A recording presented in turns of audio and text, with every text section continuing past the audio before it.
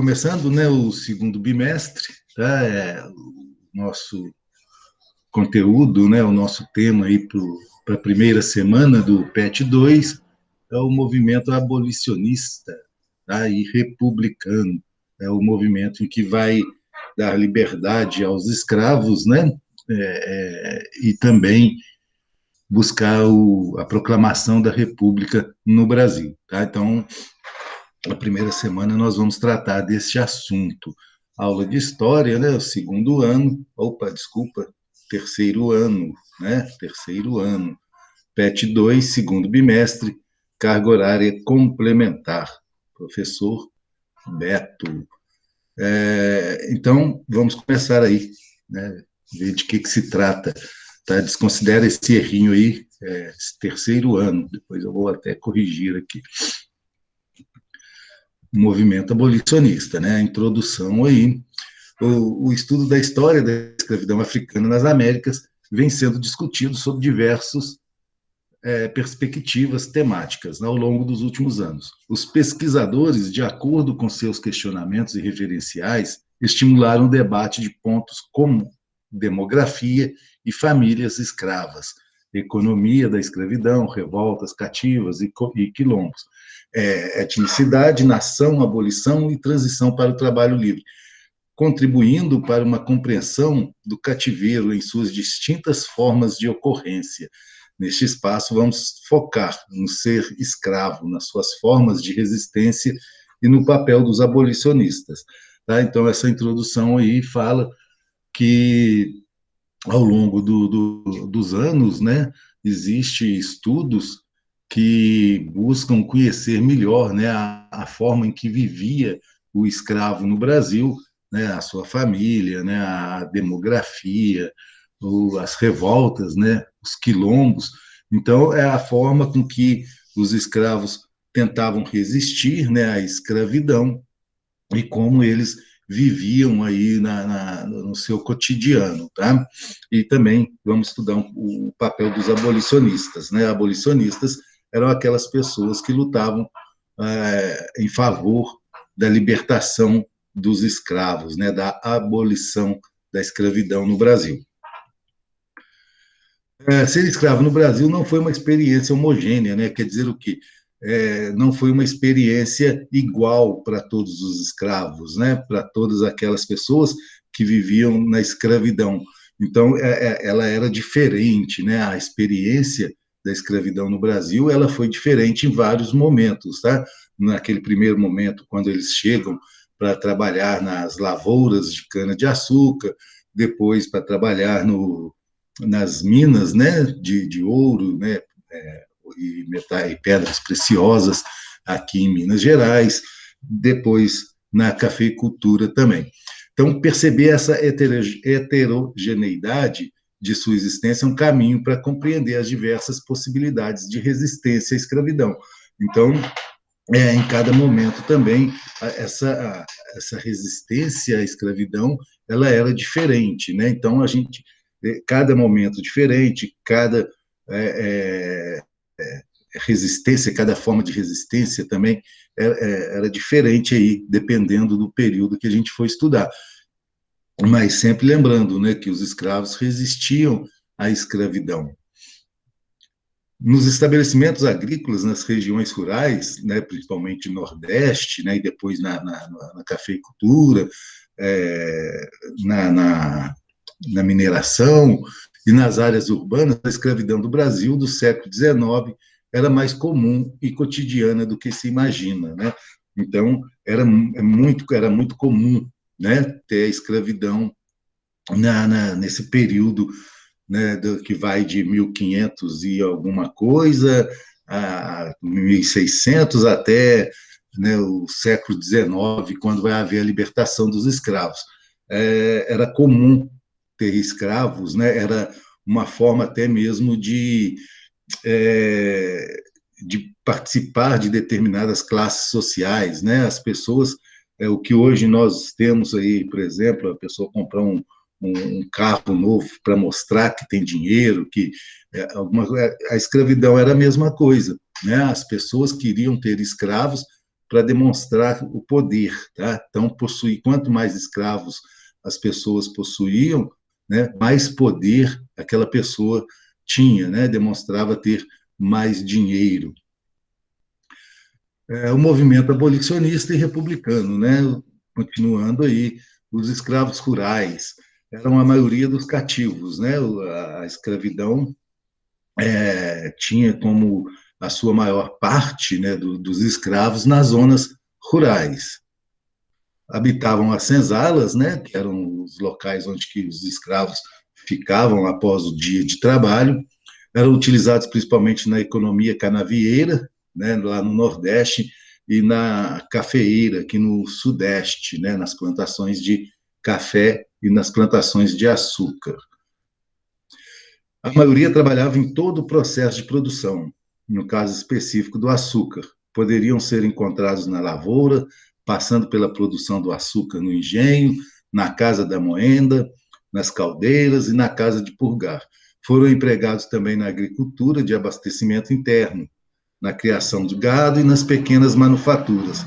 Trabalhavam, né, de 14 a 16 horas por dia. Então, os escravos, né, eles tiveram esse papel fundamental na economia colonial brasileira, né, colonial e imperial, né, brasileira. Então, eles trabalhavam e faziam de todos os serviços, tá? Tanto na zona rural também, e nas cidades também, os escravos trabalhavam, né, de 14 a 16 horas por dia. Nos escravos urbanos, tinham empregos diversificados, por isso alguns possuíam liberdade de locomoção, né? Eles podiam ser vendedores ambulantes, sapateiros, né, engraxates, eles exerciam várias funções diferentes aí no meio urbano. Podiam residir em domicílio separado, mediante negociação com o seu senhor, né? Mas boa parte deles viviam ali nas casas onde que possuíam alguma moradia, algum quarto, algum local para residir. Mestres artesãos utilizavam também escravos, treinados em trabalhos artesanais. Por isso, tais escravos eram geralmente mais caros, né? Aqueles escravos que possuíam determinada habilidade, né? Seja artesanal ou para fazer doce, alguma, né, nesse sentido aí, esses escravos eles eram mais caros do que aqueles escravos que apenas faziam aí os trabalhos mais brutos, né? Então, aquele trabalho que possuía uma especialização, né, aquele escravo, ele era mais caro do que os outros. Carregavam-se do transporte de objetos, dejetos, né, os chamados tigres, e pessoas, além de serem responsáveis por uma considerável parcela da distribuição do alimento e da água que abastecia os centros urbanos. Havia ainda aqueles que trabalhavam nas ruas, prestando serviços, realizando trabalhos manuais e vendendo artigos, alimentos e outros produtos aí. Né? Nós temos uma foto aí, né, uma imagem, né? Não uma foto, uma imagem de uma rua onde existiam aí, né, onde existe a presença de escravos ambulantes, escravos que vendiam produtos, né, ou carregavam, ou transportavam, ou faziam algum tipo de serviço. Lembrando que a maior parte, né, da população, né, a grande parte da população, né, era composta de escravos, né, os brancos aqui no período colonial, no período imperial, era a menor parte, né? Até hoje no Brasil, 50% da população é negra, né? E 50% é composta por brancos. Escravos quitandeiros e vendedores ambulantes povoavam as ruas de Recife, Salvador, Ouro Preto, Rio de Janeiro, São Paulo, Porto Alegre, né, e de outras cidades, aí, das grandes cidades. Esses escravos que percorriam as ruas atrás de ocupação eram chamados de escravos de ganho, tá? Então, escravos que faziam serviço nas ruas, né, vendendo ou fazendo prestando algum serviço, ele é chamado de escravo de ganho. Então, se lá na nossa atividade perguntaram o que é escravos de ganho, nós sabemos, né, que eram aqueles escravos que ocupavam, né, as ruas, né, de várias formas, trabalhando de várias formas. Eles entregavam uma renda fixa, combinada informalmente, por dia, para seu proprietário, e o restante usavam para se manter, ou guardavam para a compra da alforria, da liberdade, né? A carta de alforria era a carta que dava a liberdade aos escravos. Mas não era tarefa fácil pagar a diária do senhor e poupar um dinheiro. Então, esses escravos de ganho, eles tinham um acordo informal com o patrão, né? Parte daquele dinheiro que ele arrecadava durante o trabalho, né, nas ruas, eles podiam ficar para eles e eles guardavam, né, aquele dinheiro. Porém, existia um valor a ser alcançado, aí, né, uma meta a ser alcançada. E quase nunca conseguia, né, o escravo quase nunca conseguia aquele valor que ele deveria repassar para o seu proprietário, né, o que dificultava muito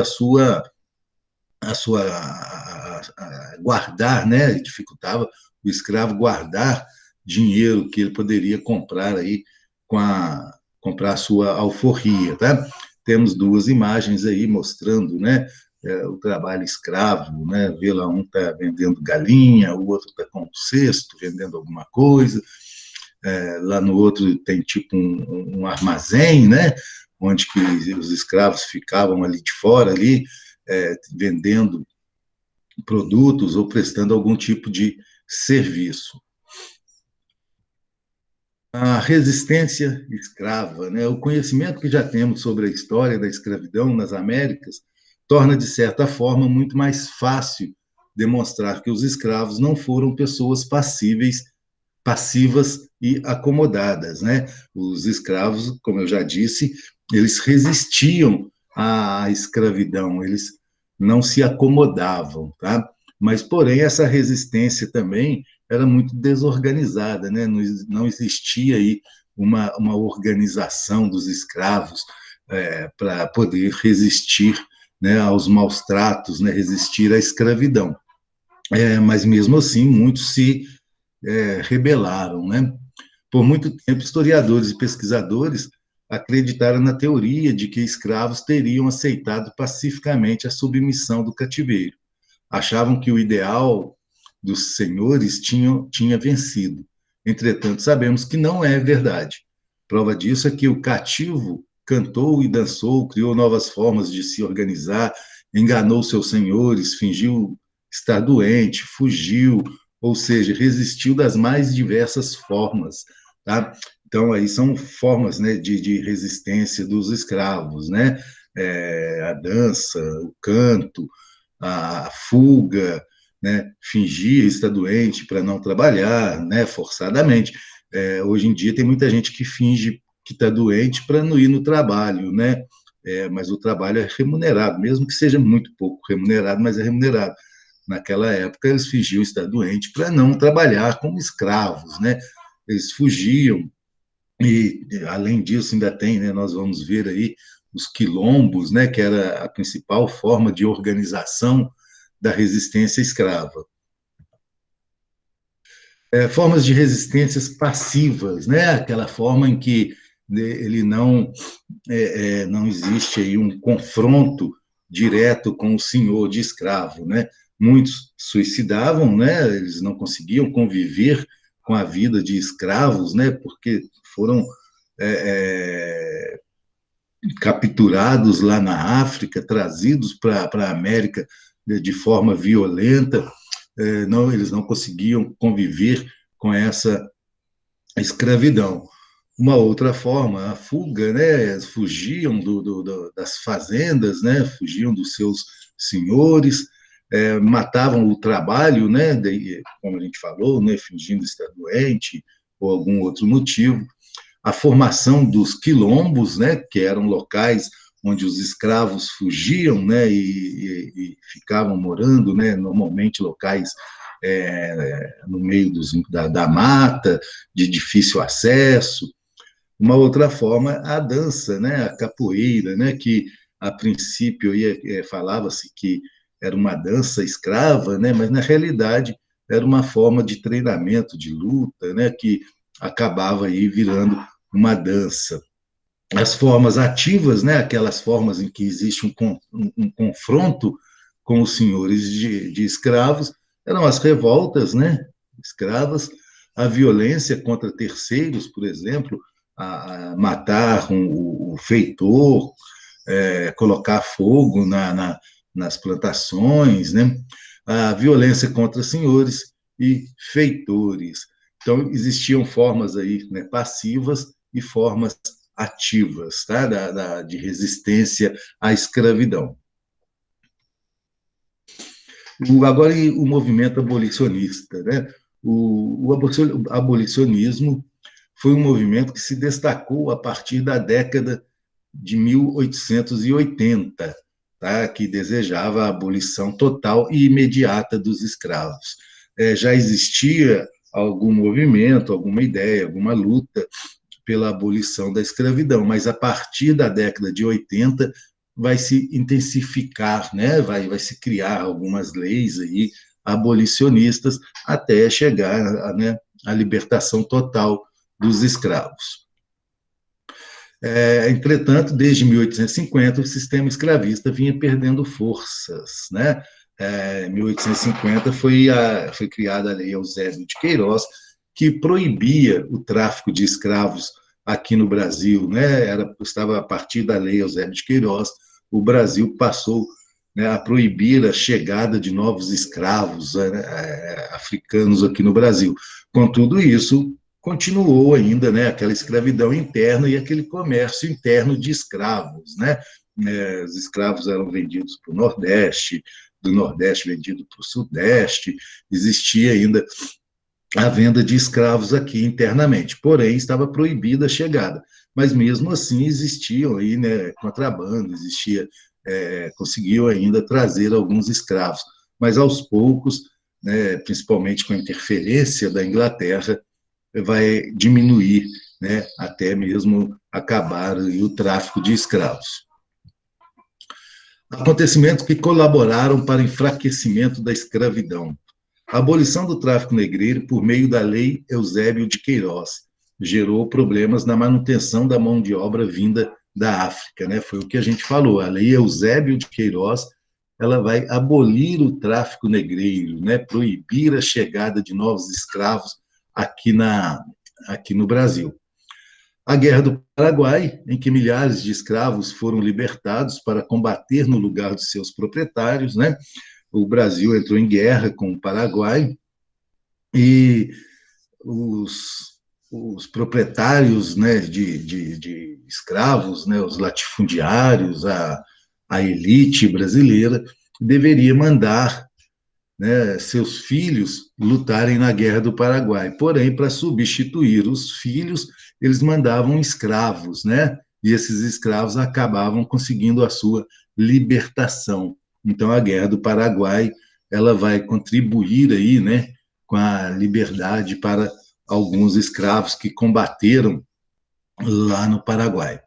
A Guerra Civil Americana, né, nos Estados Unidos, que terminou com a vitória dos nortistas favoráveis ao fim da escravatura, né?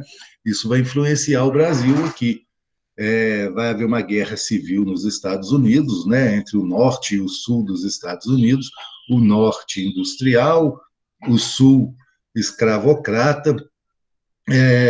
Quando essas duas regiões dos Estados Unidos entram em conflito, o norte, né, que era industrial, saiu vitorioso na guerra civil e houve a libertação dos escravos nos Estados Unidos, e isso vai influenciar aqui as ideias também aqui no Brasil. O fim da escravidão nos impérios francês e português, né? Os franceses e os portugueses também, durante esse período aí, meados do século XIX, né, final do século XIX, vai libertar seus escravos, né, dos seus impérios. Então, isso também vai trazer uma influência, né, para os abolicionistas aqui no Brasil. O movimento abolicionista era composto por integrantes de várias classes sociais, inclusive das elites políticas, por intelectuais brancos, por segmentos do exército, pelas classes médias urbanas que começavam a ter significado na sociedade brasileira e por estudantes universitários, né? Então, essa ideia, né, de abolição, ela vai surgir aí no meio social brasileiro, na sociedade brasileira, né, nas universidades, por alguns políticos, né, principalmente por aquelas classes que não eram proprietárias, né, de meios de produção, né, a chamada elite econômica, né, porque a elite econômica não, ela sempre lutou para a manutenção da escravidão. Se deixasse a elite brasileira tomando conta até hoje tínhamos escravos no Brasil, né? Então, essa elite aí proprietária dos meios de produção era contrária, mas existia aí políticos, né, classe média que não possuía escravo, o exército, né, pela Guerra do Paraguai. Então, esses grupos aí acabavam formando, né, os abolicionistas. Foram criados clubes de emancipação, uma espécie de organização secreta para minar as bases econômicas do escravismo, roubando escravos. O mais antigo deles era o Clube do Copim, com sede em Recife, né? Então, esses grupos abolicionistas, eles juntavam dinheiro para libertar escravos, ajudavam escravos a fugir, né? Roubavam escravos, levavam escravos para os quilombos, montavam organizações aí de emancipação dos escravos.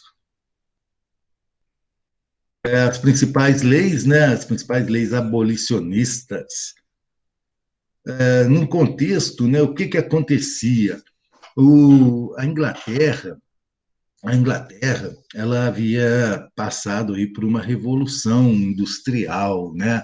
A Inglaterra produzia muitos objetos, então a Inglaterra ela necessitava vender esses produtos, né? E a Europa já era abastecida desses produtos, então a Inglaterra necessitava, né, o capitalismo necessitava de novos mercados consumidores daqueles produtos ingleses. Então, a Inglaterra ela vai criar uma lei, né, a chamada lei Aberdeen. O que essa lei propunha? Que a Inglaterra pudesse capturar e afundar navios que tivessem fazendo tráfico de escravos, né? A Inglaterra ela lutou aí a favor da liberdade da escravidão, né? Lutou pelo fim da escravidão por vários motivos, né? Os ingleses não eram tão bonzinhos assim de falar assim, a gente quer a liberdade dos escravos. Eles tinham uma visão além, né? Eles tinham uma visão de mercado consumidor. Então, eles precisavam dos africanos lá na África para servir de mão de obra, para fornecer matéria-prima para suas indústrias e para comprar os seus produtos. Eles precisavam da liberdade dos escravos aqui na América. Para quê? Para comprar os produtos, né, feitos lá na Inglaterra, porque a escravidão não tinha mão de obra assalariada, né? Se não tem mão de obra assalariada, não tem consumidor. Então, a Inglaterra tinha essa visão, né, de liberdade dos escravos, porque assim o mercado consumidor no mundo iria aumentar. Aqui no Brasil, né, foi criada, que a gente já falou, a Lei Eusébio de Queiroz, né, 1850, que proibiu o tráfico de escravos. Então, é nesse contexto, né, da Inglaterra pressionando pela libertação dos escravos e o Brasil tendo que criar leis que agradassem os ingleses, né, porque o Brasil precisava da Inglaterra para vender produtos, né, tanto comprar da Inglaterra como vender matéria-prima para a Inglaterra. Então, nesse contexto, né, em onde que a Inglaterra vai pressionar os países que ainda possuíam escravidão a libertar, né, a proibir o tráfico de escravos e libertar os escravos. Aqui no Brasil, então, a partir da Lei Eusébio de Queiroz, foram criadas outras leis, né, outras leis abolicionistas, né, que buscavam aí libertar os escravos. Criou-se primeiro a Lei do Ventre Livre, né? O que era a Lei do Ventre Livre? A partir daquele momento, todas as crianças que nascessem aqui no Brasil, crianças negras, né, que nascessem aqui no Brasil, já nasciam livres, tá? Porém, na própria lei falava que a criança teria que trabalhar até determinada idade, né? Ou podia ir embora, né? Então, como que uma criança de 3, 4, 1 ano, ela vai embora e viver sozinha? Então, ela acabava tendo que continuar trabalhando para o senhor, né, para o senhor de escravo, até alcançar determinada idade e poder ir embora. Então, era uma lei, né, que mais favorecia aí aos proprietários de escravos do que a própria libertação dos escravos, né? Tanto que essas leis criadas no Brasil eram criadas apenas para inglês ver, né? Já tem até o ditado, né? Isso aqui só para inglês ver. Criava-se as leis, né, demonstrando aí para os ingleses que nós estávamos libertando os escravos, mas, porém, essas leis favoreciam mais aos senhores de escravos do que mesmo ao escravo. Por exemplo, né, a lei dos sexagenários. O que era a lei dos sexagenários? Aqueles escravos que tivessem 60 anos, eles eram libertados. Tá? Para vocês terem ideia, o escravo ele vivia, em média, 40 anos. Né? Após os 40 anos, ou ele morria, ou ele já estava impossibilitado de trabalhar devido ao sofrimento que ele passava, né, durante a escravidão. Então, quando se libertava aquele escravo de 60 anos, era muito mais vantajoso para o senhor do dono do escravo, que não teria que alimentar, não teria que cuidar daquele escravo, do que propriamente para o escravo, que já não aguentava mais trabalhar, né? Isto aqueles que chegavam a 60 anos, o que era muito difícil, muito raro.